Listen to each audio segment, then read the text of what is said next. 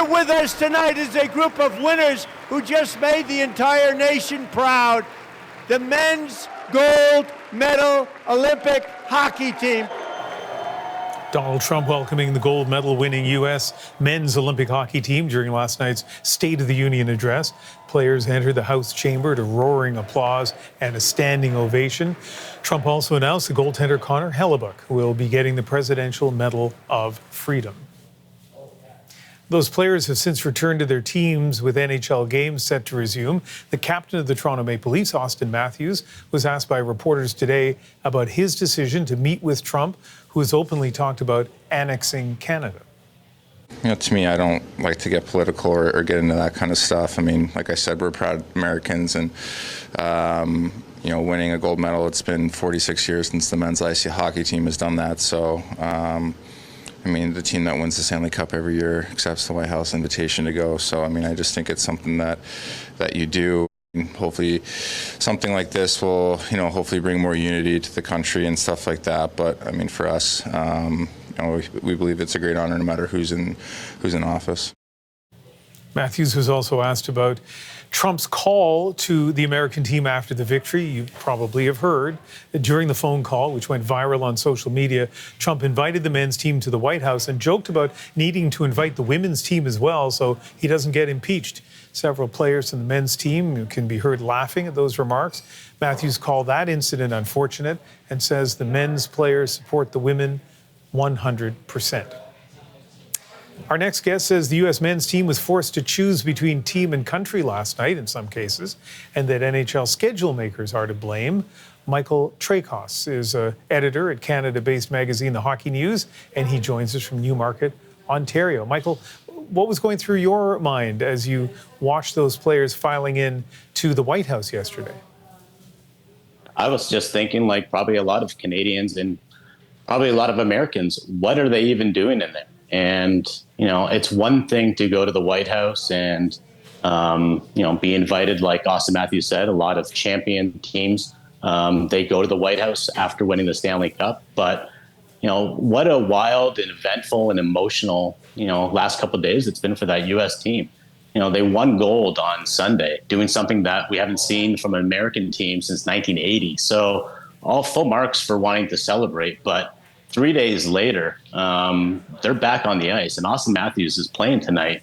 And yesterday he was at the White House, and good on Austin Matthews for not going to the State of Union address where, you know, let's face it, you know, it's one thing to go to the White House. It's another thing to be used as a prop for, you know, a president who is obviously divisive. And, you know, if Matthews doesn't want to get political, well, going to the White House and, you know, having to choose between going to the State of Union address or your team, you know, forces you to be political, whether you like it or not.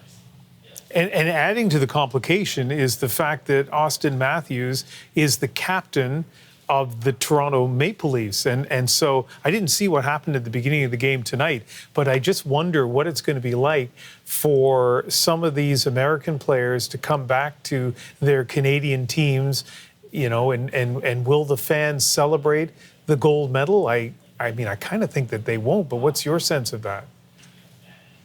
I hope they do. And, you know, it is unfortunate. And here we are, you know, we're days away from them winning gold, which was, you know, let's face it, whether you're a Canadian or American, you had to appreciate the skill that was on display in that gold medal game. It was arguably one of the best games we've seen in a generation of hockey.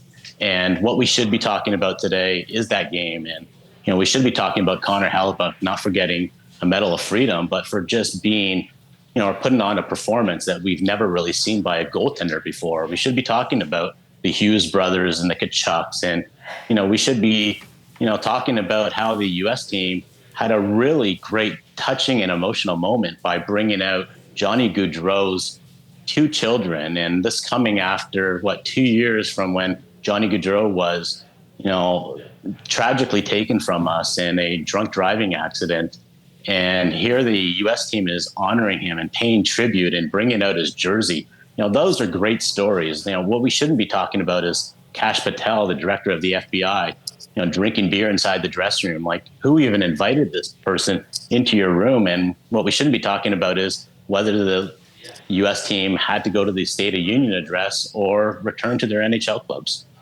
When you say we shouldn't be talking about that, do you mean that it's not something that people should be discussing, or it's unfortunate that those events happened in the first place, leading to the discussion? The U.S. team should never have been put in this position where they had to, make this decision. I'm saying, it's unfortunate that we are talking about it because, there should have been a grown-up in that room saying, now is not the time to visit the White House, especially after what you said and, brought up the fact that, they're joking about that U.S. team. Well, that U.S. team, has a mom on it who is the mother of the Hughes brothers, Ellen Hughes, one of the most decorated U.S. hockey players. And, huge news about the role that their mom had played in their lives and the role that their mom's playing in the women's U.S. team. And they are nothing but proud, but how it gets skewed now, and unfortunately, is because of that fall. And like I said, this was whether you're Canadian or American or born anywhere else, it's hard not to celebrate what the U.S. team did on the ice and just how difficult it was. The 1980 team was dubbed the Miracle on Ice. Well, this team, in beating arguably the best Canadian team that we've ever seen, achieved a very similar miracle. But again, it gets tainted by, some poor decision-making by the grown-ups in the room.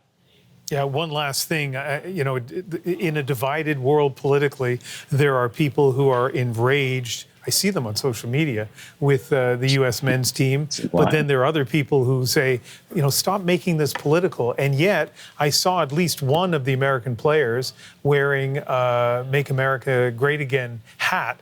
Are some of these players making this political? I don't know the political affiliations of every player, and I don't think every player even wants to share those political affiliations. It wouldn't surprise me if there, are Democrats, if there are Republicans, if there are, people that just don't even care and may have never even voted in their life.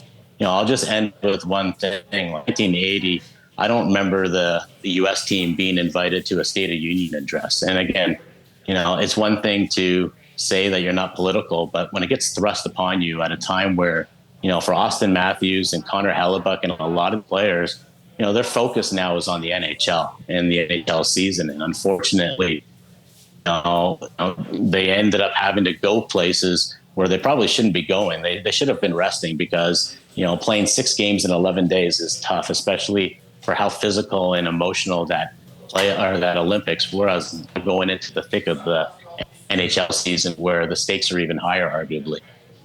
Hey, I'm going to finish with a comment on a completely different note. As a kid, one of my favorite moments was when my hockey news came in the mail. So it's really nice to be able to talk to the editor of the Hockey News today. Michael Traikos, thank you very much.